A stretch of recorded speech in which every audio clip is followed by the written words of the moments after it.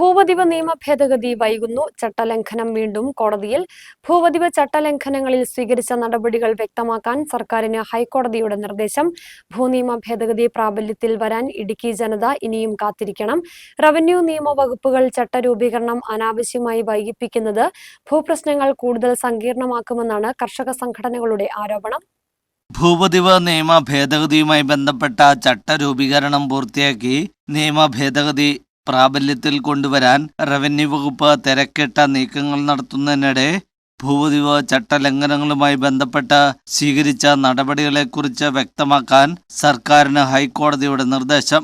നേർക്കാഴ്ച എന്ന സംഘടനയുടെ ഡയറക്ടറായ തൃശൂർ സ്വദേശി സമർപ്പിച്ച ഹർജിയുടെ അടിസ്ഥാനത്തിലാണ് കോടതി നിർദ്ദേശം നൽകിയിട്ടുള്ളത്. ഹർജിയിൽ മുഴുവൻ പഞ്ചായത്തുകളെയും കക്ഷി ചേർത്തിട്ടുണ്ട്. ഭൂപതിവ് ചട്ടം ലംഘിച്ചുള്ള ഖനനവും നിർമ്മാണ പ്രവർത്തനങ്ങളും നിർത്തിവെക്കണമെന്നാവശ്യപ്പെട്ട് 2022 ഒക്ടോബർ 6 ജില്ലാ കളക്ടർമാർക്ക് സർക്കാർ ഉത്തരവ് നൽകിയിരുന്നു. എന്നാൽ ഈ ഉത്തരവ് പ്രകാരം നടപടി സ്വീകരിച്ചിട്ടില്ലെന്നായിരുന്നു ഹർജിക്കാരന്റെ ആരോപണം. ഇതിന്റെ അടിസ്ഥാനത്തിൽ ഒരാഴ്ചക്കകം സർക്കാർ അഭിഭാഷകൻ വിശദീകരണം നൽകാനാണ് കോടതിയുടെ നിർദ്ദേശം. അടുത്ത 7 വീണ്ടും കേസ് പരിഗണിക്കുന്നത്.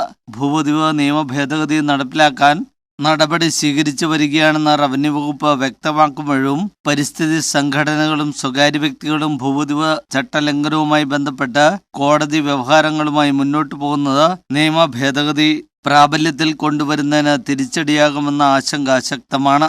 റവന്യൂ നിയമവകുപ്പുകൾ ചട്ടരൂപീകരണം അനാവശ്യമായി വൈകിപ്പിക്കുന്നത് ഭൂപ്രശ്നങ്ങൾ കൂടുതൽ സങ്കീർണമാക്കുമെന്നാണ് കർഷക സംഘടനകളുടെ ആരോപണം.